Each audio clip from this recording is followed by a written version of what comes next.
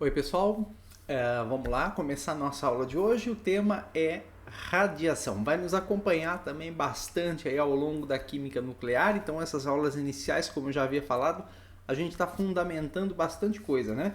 Na primeira a gente viu todas as partículas, do que constituem as coisas, de que são feitas as coisas. Na segunda aula a gente viu sobre férmions e bósons, né? Então a questão do comportamento das partículas e tal.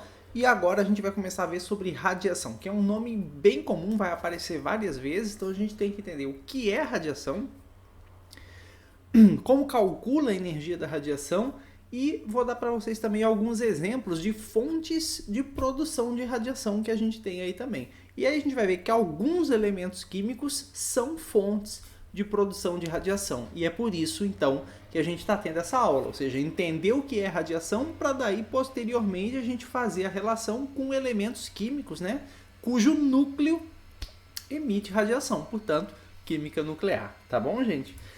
Então, a radiação, pessoal, a radiação, tá?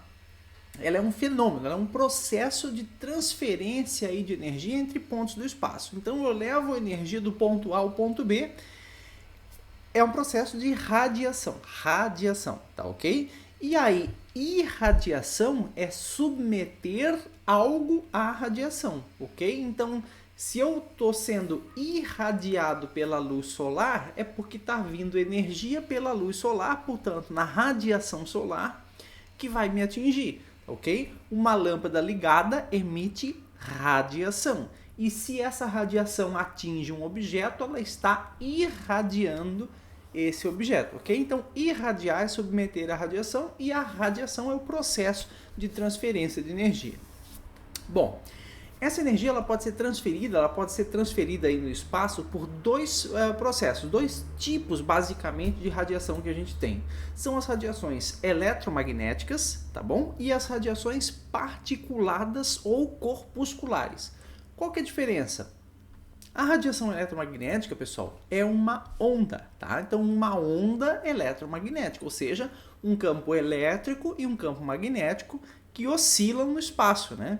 Então, só lembrando lá dos desenhos das ondas, para quem já viu onda alguma vez na vida, a onda é um processo periódico, cíclico, né?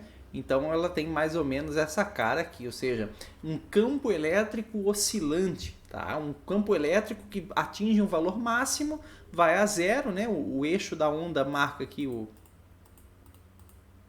esse aqui é o eixo da onda que separa ela em dois patamares iguais, tá? Então o campo elétrico ele atinge o valor máximo. E isso aqui se move, tem velocidade aqui, tá? Isso aqui tem velocidade. Ok, gente? Essa onda está se propagando. Então, se eu ficasse parado aqui num ponto do espaço, ok? Enquanto a onda passa por mim, ora eu vou ser atingido por um campo elétrico máximo, ora por nenhum campo elétrico, ora por um campo elétrico mínimo, ora nenhum campo elétrico, ora um campo elétrico máximo e assim vai. Então, essa onda é uma oscilação de campos elétricos e magnéticos, portanto, onda eletromagnética, tá? E isso se propagando aí no espaço, transferindo energia por meio desses campos, campo elétrico e campo magnético. Só para tentar deixar isso um pouco mais claro, né? Se eu pegar um elétron que tem carga elétrica e, portanto, emite um campo elétrico ao redor dele, tem campo elétrico, em Física 3, lá o pessoal calcula o campo elétrico da carga e tal, a uma distância, etc. Então, se eu tiver um elétron que ele tem um campo elétrico em volta, cada campo elétrico lá tem um determinado valor, né, num determinado ponto. Se eu aproximo essa carga desse ponto, o campo elétrico aumenta. Se eu afasto, o campo elétrico diminui. Então, basicamente, pessoal, pegar uma carga elétrica e começar a oscilar, eu estou oscilando um campo elétrico que vai se propagar por todo o espaço. Isso é uma forma de gerar onda eletromagnética, né? Então, não tem nada de místico, assim, é simplesmente um campo elétrico e um campo magnético que oscilam aí no espaço, vão se propagando. Tá? Chacoalhar uma carga, e as antenas de telecomunicações elas fazem isso, as antenas elas chacoalham cargas elétricas para produzir onda eletromagnética, é bem curioso, e é isso, tá? Então são campos elétricos e magnéticos que oscilam no tempo. Já que oscila no tempo e no espaço, ela tem duas características principais, que é a frequência, que a gente representa pela letra F, E o lambda, tá, gente? Essa letra grega aqui, ó, é o lambda, que é o comprimento de onda. Então, pessoal, a frequência é quantas vezes essa onda oscila por unidade de tempo, em geral 1 segundo. Então a gente mede isso em hertz, né? Uma frequência de 500 kHz. O quilo é 1000, né? O casinho é 1000.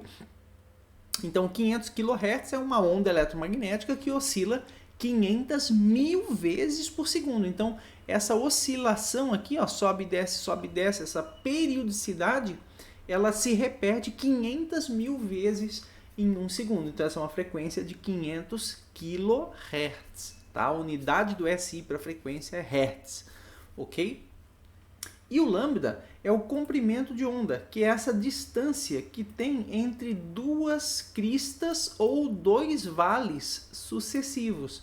Tá? Então o vale é o ponto de mínimo aqui da onda e as cristas são os pontos de máximo aqui, ó, de um ponto de máximo até outro. Essa distância é um lambda, ou essa distância é um lambda, é um comprimento de onda. E a unidade de medida do lambda é metros, tá? Porque é no sistema internacional, se eu estou falando de uma distância, tantos metros. Tudo bem? E as ondas eletromagnéticas de telecomunicações, elas têm um comprimento de onda, se a gente pudesse enxergar essas ondas, o nosso olho não detecta, né? Mas se a gente pudesse, elas têm comprimento de onda de alguns metros, de alguns quilômetros até. Então elas são ondas longas, são ondas compridas, com comprimento de onda bem grande e uma frequência muito alta. Então ela oscila muitas vezes e tem um comprimento de onda muito grande também. A frequência é Hertz, tá? Só para deixar bem claro aqui para vocês, cujo símbolo é Hz. Então a frequência se mede em Hertz, o comprimento de onda se mede em metros. Então essa onda eletromagnética é isso, ela oscila. Ela não é material, tá? Ela não leva matéria junto. Ela é formada por fótons, tá, pessoal? Que não tem carga, aliás, que não tem massa de repouso. Então essas ondas são formadas por fótons. Os fótons, então, são os constituintes mínimos aí, os menores constituintes das ondas eletromagnéticas, a gente pode colocar assim. É um pouco mais complicado que isso, mas tudo bem. E eles, então, a energia que os fótons têm, já que eles não têm massa de repouso, eu não posso pegar um fóton e botar numa balança, eles têm uma energia associada e essa energia é a menor quantidade de energia possível que essa onda eletromagnética pode trocar. Então, se uma onda eletromagnética atinge um objeto, qual é o mínimo de energia que ela pode dar para esse objeto? A energia do fóton dessa onda eletromagnética. Tá? Se um objeto produz uma onda eletromagnética, o mínimo de energia que ele perde para gerar essa onda é a energia de um fóton dessa onda eletromagnética. Então o fóton é como se fossem as partículas. Ok, os fótons são partículas, mas eles não têm massa de repouso, não dá para botar numa balança. Eles só têm energia. Tá? Então os fótons, eles são a menor quantidade de energia possível associada a cada faixa do espectro eletromagnético, que são todas as ondas eletromagnéticas que vocês já devem ter ouvido falar. Então a luz visível, a gente enxergar as coisas, é porque essas coisas refletem a luz, né? Refletem onda eletromagnética que sai do sol, que sai das lâmpadas. Essas ondas batem nos objetos, refletem para todos os lados e chegam aqui nos meus olhos, nos olhos de vocês. Então são ondas eletromagnéticas. O telefone toca porque tem onda eletromagnética de telecomunicações. Então, Wi-Fi, Bluetooth, ondas de telecomunicações, luz visível, né? Infravermelho, micro-ondas, raio-x, raio gama, ultravioleta, tudo isso aí são ondas eletromagnéticas de mesma natureza, ou seja, campos elétricos e magnéticos oscilando.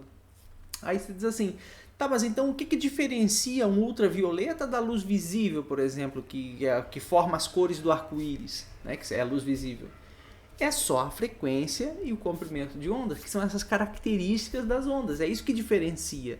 Tá? E a energia desses fótons, a energia de um fóton de luz vermelha é diferente da energia de um fóton de infravermelho, que é diferente da energia de um fóton de ultravioleta. Tá? Então, os fótons eles são a menor quantidade de energia possível associada a uma faixa do espectro eletromagnético, a uma frequência específica do espectro eletromagnético, que é esse conjunto. O espectro esse conjunto de ondas eletromagnéticas, tá? Então, a energia do fóton é associada à frequência desse fóton, à frequência dessa onda eletromagnética.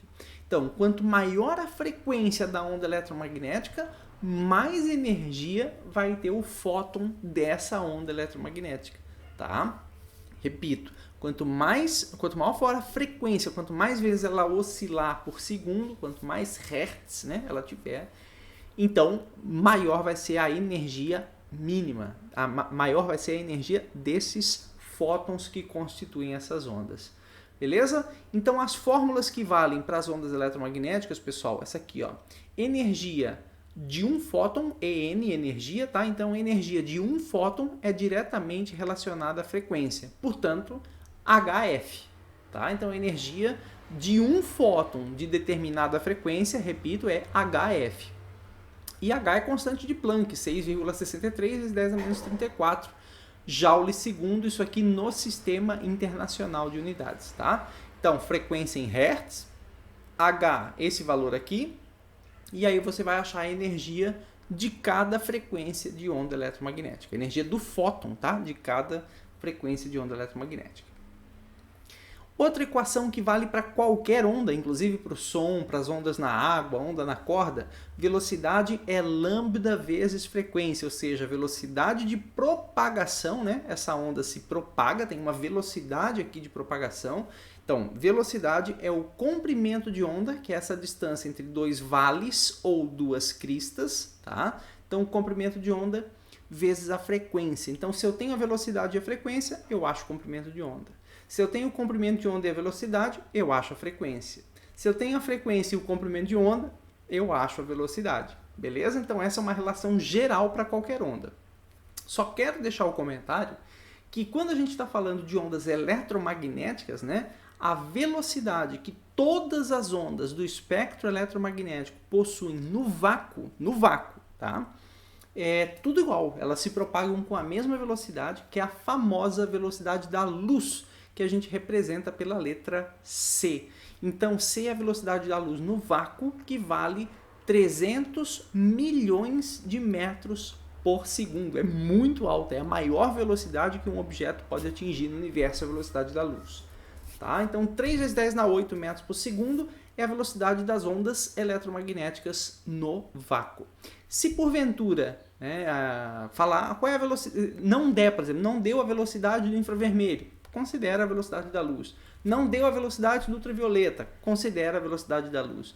Então, quando a velocidade não for o problema, né, tipo, para calcular a velocidade, então você pode considerar que a velocidade é a velocidade da luz no vácuo. Né? Exemplo, determine o comprimento de onda de uma onda eletromagnética de 500 kHz.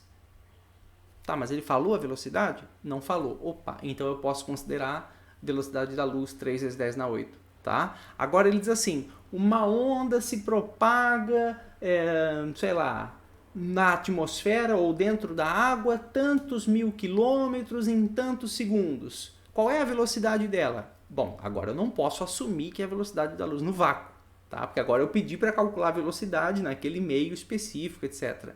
Então lembra que tem uma outra equação lá da Física 1 que vale eternamente, né? Que a velocidade é o deslocamento pelo intervalo de tempo. Então sempre vai valer essa relação, quanto a onda se desloca e quanto tempo ela leva, isso vai dar a velocidade dessa onda também. Então, sabendo a velocidade e o deslocamento, acha o tempo, sabendo o tempo e a velocidade, acha o deslocamento, e inclusive dá para juntar essas duas equações, né? Lambda vezes F igual a ΔX, ΔT, já que ambas são iguais à velocidade, tá bom? Então essas são as equações aí que valem para as radiações eletromagnéticas, que são ondas eletromagnéticas, né? Cuja menor energia é a energia dos fótons associados a elas, tá bom?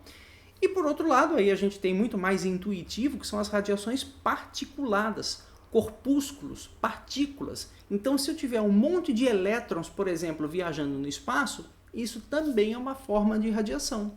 O Sol manda elétrons para o espaço o tempo inteiro. Tá? O Sol manda átomos inteiros para o espaço, ionizados, manda íons para o espaço o tempo inteiro. Se chama vento solar. Então são partículas mesmo, partículas carregadas, fragmentos de átomos, íons, que o Sol manda o tempo inteiro, chega aqui na Terra.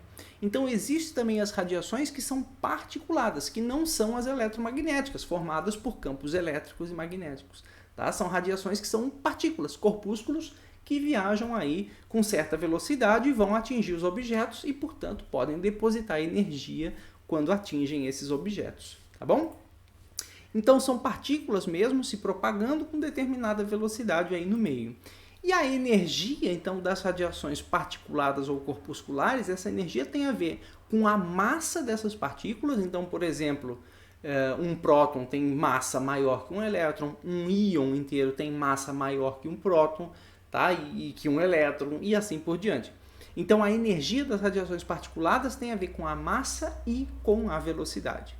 Fórmulas que valem para elas, então, são essas aqui de baixo. Ó. Primeiro, V igual a ΔX, ΔT, continua valendo. Então, quanto essa partícula percorreu em quanto tempo, essa radiação percorreu em quanto tempo, também vale V igual a ΔX, ΔT. E a energia cinética, que é uma fórmula também lá da física básica, a energia cinética, que é a energia do movimento, que é a energia que ela tem para se movimentar, é a massa dela em quilogramas. Cuidado aí com o sistema de unidades, tá, pessoal?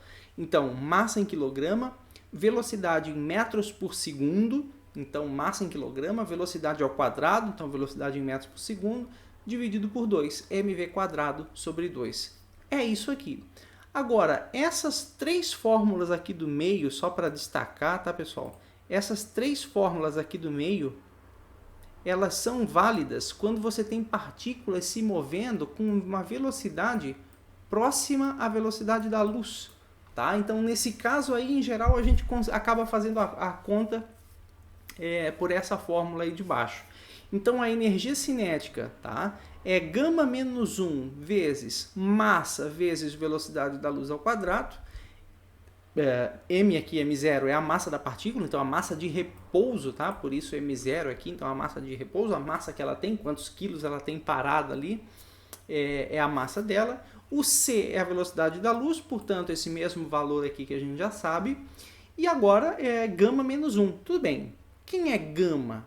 Não é radiação gama, tá? Que é o parâmetro gama, parâmetro matemático aqui da relatividade. Então, esse parâmetro gama, nada demais, está aqui a fórmula dele, é 1 sobre a raiz quadrada de 1 menos o parâmetro beta ao quadrado. Não é a radiação beta, que a gente vai ver que existe já já. É o parâmetro beta. Então, 1 sobre raiz de 1 menos beta quadrado aí. Beleza? Tudo bem. E quem é beta? Bom, aí beta é simplesmente a razão das velocidades. Então, é a velocidade do objeto da radiação dividido pela velocidade da luz. Ou seja, como nada pode superar a velocidade da luz, esse beta vai estar sempre abaixo de 1, né? 0,9, 0,8, 0,7, 0,88. Tá? Então esse beta é a razão da velocidade do objeto pela velocidade da luz, que é adimensional, não tem unidade nenhuma, porque é velocidade dividido por velocidade. Tá? Então bota a velocidade aí do cara em metros por segundo, bota a velocidade da luz em metros por segundo, vai embora, esse beta vai ser só um número, um parâmetro. Esse gama também não tem unidade nenhuma, ele vai ser só um parâmetro, aí joga aqui dentro, faz a conta, e essa vai ser a energia cinética da partícula. Tá? Então essas duas fórmulas aqui te permitem calcular a energia cinética do objeto. A da esquerda ali é mais comum para velocidades baixas dessas radiações, e se porventura pedir para considerar efeitos relativísticos ou falar que a radiação está muito próxima da velocidade da luz, aí você usa esse beta, esse gama e essa fórmula ali para energia cinética. Beleza? Bom, então quais são as radiações, né? Só para mostrar todas as radiações eletromagnéticas aí, então esse aqui é o espectro eletromagnético, o conjunto de radiações eletromagnéticas, ó. São as ondas de telecomunicações, que é rádio, Bluetooth, televisão, etc. Então, não luz visível, tá? Transmissão de televisão. Então, ondas de rádio, micro-ondas, infravermelho, luz visível, que são as cores do arco-íris, as cores que a gente enxerga, são ondas eletromagnéticas que atingem os nossos olhos, tá? Luz ultravioleta, raio-x e raio gama. São essas aí as radiações. Então veja que aqui embaixo está representando, está dando a ideia de que essas ondas vão encurtando. Então os raios gama são ondas de maior frequência, está aqui a frequência 10 a 20 Hz e dali para cima, aí é tudo raio gama. tá? E 10 a 4, 10 a 5 Hz é tudo onda de telecomunicações, 100 kHz, 200 kHz, tudo isso aí são ondas aí na faixa de rádio. E as cores do arco-íris aqui, ó, que é a parte que a gente enxerga, a frequência está na faixa de 10 a 15 Hz, tá bom? Então é para vocês terem uma noção aí das frequências de cada uma dessas ondas. Então o que diferencia a luz visível do raio-x, do ultravioleta, é tudo a frequência e o comprimento de onda. Aqui nesse espectro, quanto mais para a direita, maior a frequência, e a gente vê aqui, ó, que quanto mais para a esquerda, mais alongada essas ondas, então maior o comprimento de onda, tá bom? Então esse é o conjunto de radiações eletromagnéticas, o espectro eletromagnético. Tudo isso aqui são radiações eletromagnéticas. E as radiações corpusculares, que são partículas, corpúsculos, aí tem várias para eu mostrar para vocês. Primeira, famosa, que a gente vai ouvir muito falar, é a partícula alfa, ou radiação alfa, que é simplesmente o núcleo do elemento químico hélio, tá? Que é o hélio 2+, né? O hélio duplamente ionizado, ou seja, um cátion. Né? Então, o hélio 2+ é a partícula alfa, tem 2 prótons e 2 nêutrons. Essa aqui é a partícula alfa. Então, quando a gente fala em partícula alfa, é o núcleo do elemento químico hélio.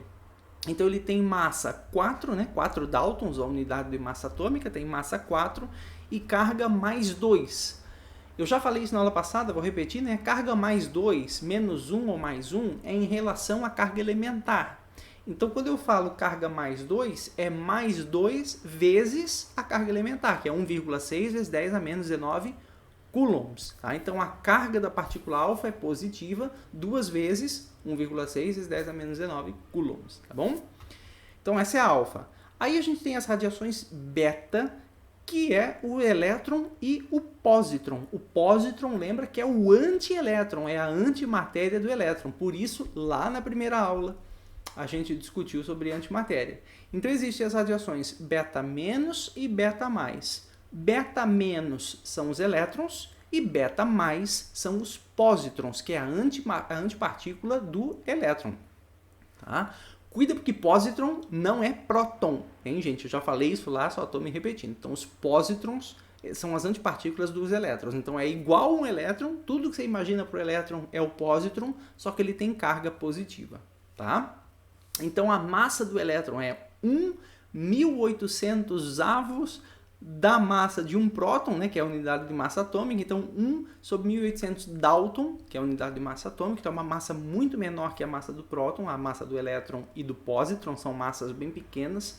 E a carga mais 1 ou menos 1. Né? Se for a radiação beta ou beta-, é o elétron, então tem carga menos 1 vezes 1,6 vezes 10 a menos 19 coulombs. Tá? Se for o pósitron, que é a beta+, então ele tem carga positiva, mais 1, ou seja, mais 1 vezes 1,6 vezes 10 a menos 19 coulombs, que é a carga elementar. Tá bom? Então essa é a beta, beta-, beta+. Gente, a gente vai usar muito isso. Tá? Então radiação beta-, radiação beta+. Pessoal, se eu tiver prótons, um feixe de prótons viajando no espaço, também é radiação. Se eu tiver um feixe de nêutrons viajando no espaço, também é radiação. Prótons e nêutrons são os constituintes dos núcleos dos elementos. E é por isso que eles são chamados de nucleons. Tá? Essa é uma palavrinha nova que a gente está aprendendo aqui hoje.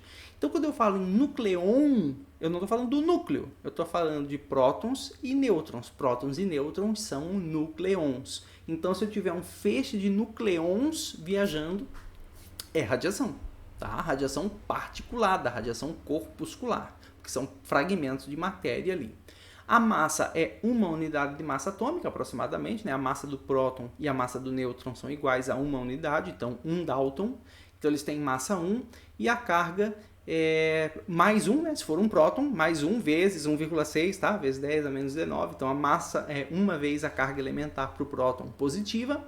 Ou se for um feixe de nêutrons, ele não tem carga elétrica. Então, é um feixe sem carga, né? Simplesmente um feixe de partículas de nêutrons ali viajando, tá bom?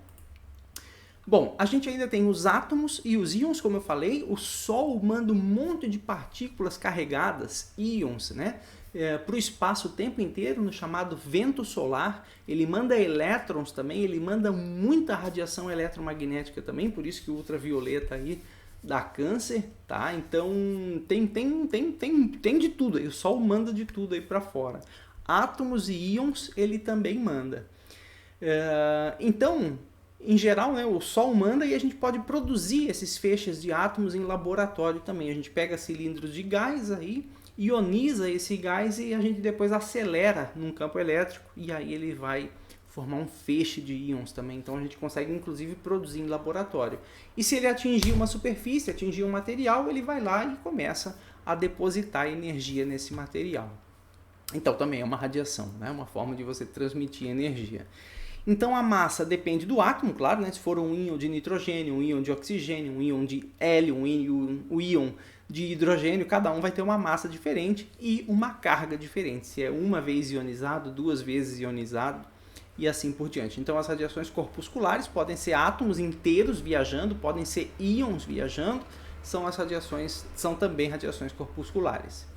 E a gente tem os neutrinos, que são aqueles leptons, né, fundamentais, que vêm de processos aí de reações nucleares que acontecem naturalmente ao nosso redor, e eles também viajam aí pelo espaço. Então o Sol também manda uma montoeira de neutrinos aí para o espaço ao redor dele, tá? Então tem vários neutrinos solares nos atravessando nesse exato momento em que a gente está aqui conversando. Eu gravando ou vocês aí assistindo, tem um monte de neutrino solar nos atravessando.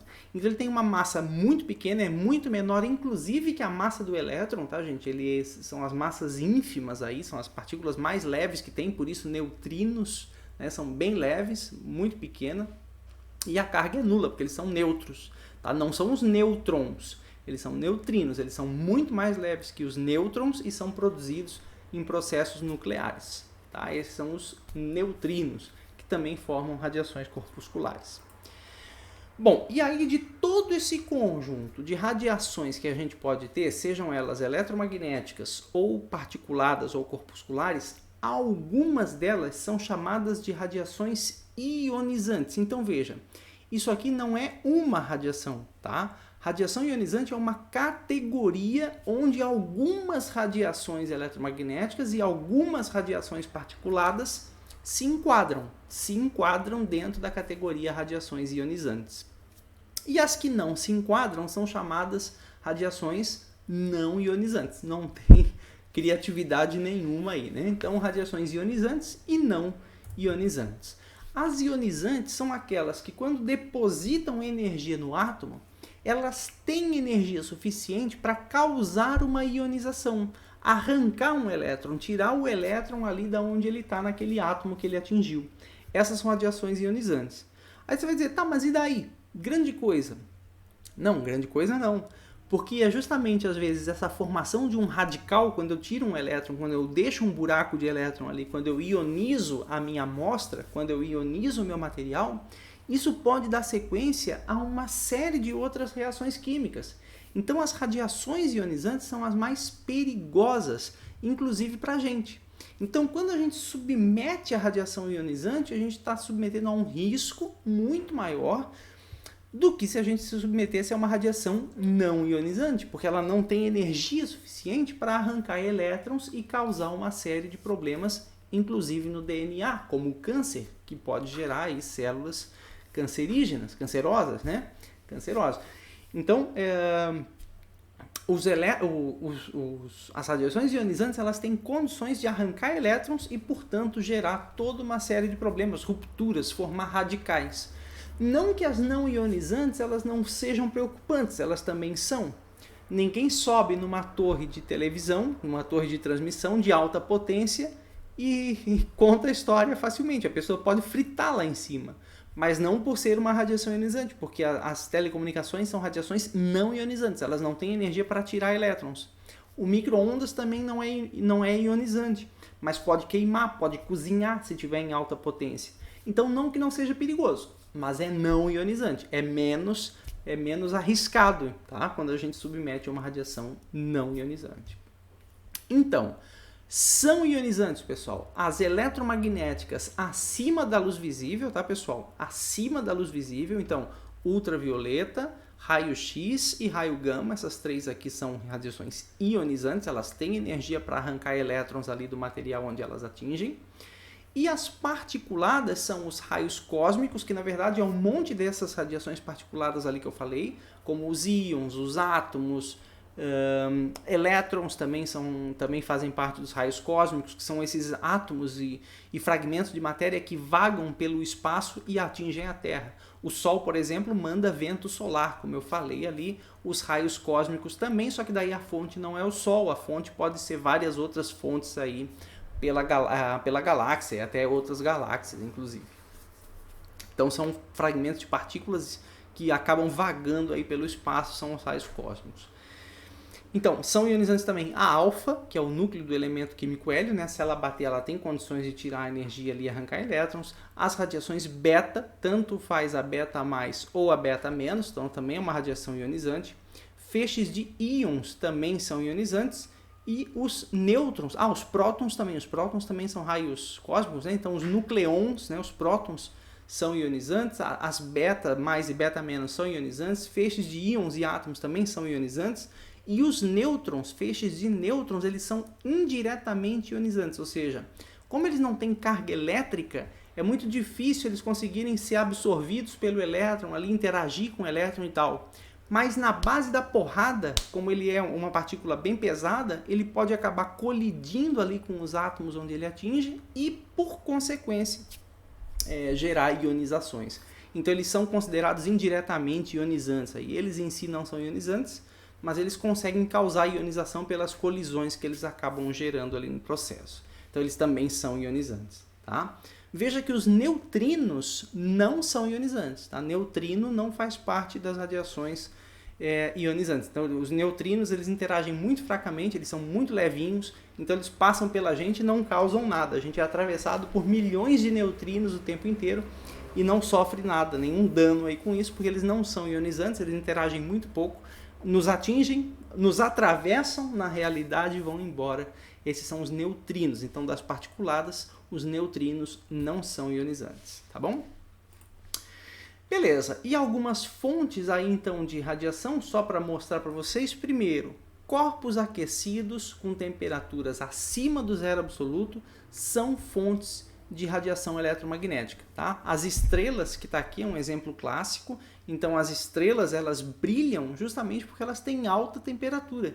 Tá? Então, elas têm alta temperatura, são formadas por íons, são plasma, gás ionizado que elas são formadas. Altíssimas temperaturas, o Sol, por exemplo, tem temperatura superficial na faixa de 6.500 graus Celsius, então ele é bem quente e essa alta temperatura faz com que ele emita luz, ondas eletromagnéticas. Tá? Então, corpos aquecidos emitem ondas eletromagnéticas. A gente também é aquecido acima do zero absoluto. Uma mesa, uma cadeira, uma parede, tudo isso aí está emanando radiação eletromagnética o tempo inteiro. Tá? A gente emite muito infravermelho, as coisas ao nosso redor também, porque tem temperatura mais baixa. E para nossa sorte, porque o infravermelho não é ionizante. Né? Agora, o ultravioleta que vem do Sol, que tem uma temperatura muito maior que a temperatura que a gente tem aqui, aí ele já consegue mandar ultravioleta e, portanto, já é uma radiação ionizante e é por isso que a gente passa filtro solar. Tá? Mas ninguém passa filtro de infravermelho, porque infravermelho não é ionizante e as coisas ao nosso redor emitem muito infravermelho. Tá? Então, corpos aquecidos em geral acima de 0 Kelvin emitem radiação eletromagnética. Tá? Uma lâmpada amarela é um exemplo, né? Uma lâmpada amarela incandescente também atinge o filamento, lá atinge milhares de graus Celsius e, portanto, emite luz, né? Onda eletromagnética aí pelo aquecimento do fio. Aceleração de cargas, a produção de raio-x, por exemplo, em máquinas de raio-x, é um feixe de elétrons que é acelerado contra um alvo, em geral um alvo de cobre, por exemplo, e quando esses elétrons batem e desaceleram nesse alvo, eles produzem muita radiação eletromagnética também. Então o raio-x também é produzido aí por aceleração de cargas, nesse caso é desaceleração, mas se eu pegar e acelerar uma carga, tá? E os aceleradores de partículas fazem isso também, eles também produzem radiação pela aceleração das cargas elétricas. Então qualquer carga elétrica acelerada não é com velocidade, tá? Aceleração é variação na velocidade. Então, no caso, quando ele freia na hora que atinge o alvo ou quando ele está ganhando velocidade também. Então, tem que ter aceleração para produzir radiação, tá bom? Gente, também tem liberação de energia por transição nos níveis de energia, né? Aqui dentro da lâmpada fluorescente também, né? Um gás a baixa pressão, a gente tem um feixe de elétrons que passa ali dentro da própria corrente elétrica e esse elétron vai colidindo com os átomos ali dentro e quando colide deposita energia, os elétrons sobem de nível de energia para os vapores que estão lá dentro da lâmpada e quando esses elétrons voltam para o nível de energia mais baixo, eles emitem luz, né? Onda eletromagnética. Então, transições energéticas, como vocês ouvem falar de absorver, pula para o nível mais alto, volta para o nível mais baixo, todas essas transições energéticas também envolvem absorção e liberação de radiação eletromagnética, tá? Então também é uma forma, uma fonte de radiação aí ao nosso redor. E, como eu já falei, alguns elementos químicos emitem radiação, tanto radiação particulada como radiação eletromagnética. A gente vai ver mais para frente, tá? Então, alguns elementos químicos também são fontes naturais de radiação, são elementos radioativos, portanto, já para ir dando contexto aí para vocês, tá? Então são várias fontes essas radiações aí ao nosso redor, então a gente entendeu o que são radiações, a diferença das eletromagnéticas para as particuladas, as fórmulas, gente, que valem para as eletromagnéticas e as particuladas, tá? E aqui o último exemplo de um elemento radioativo, só para ir já dando contexto para vocês, que é o césio 137, esse pozinho branco aqui, cloreto de césio, na verdade, é um sal que tem césio 137 lá. Então ele emite a radiação beta-, tá, pessoal? Que é elétrons, então ele emite elétrons. O núcleo, tá? Não são elétrons das eletrosferas que saem, são elétrons emitidos no núcleo. Professor, como assim? Calma, a gente vai ver no seu devido momento. Por enquanto eu só estou dando um exemplo, tá? Para ir contextualizando para vocês. Então, o cloreto de césio aqui, o césio 137, emite elétrons, radiação beta-, e ele também emite gama, tá? Que é esse Yzinho aqui, que está meio ruim, mas é um gama. Tá? Então ele emite gama, que é radiação eletromagnética, radiação gama. Então ele emite tanto partículas como radiações eletromagnéticas também, uma fonte natural de emissão de radiação.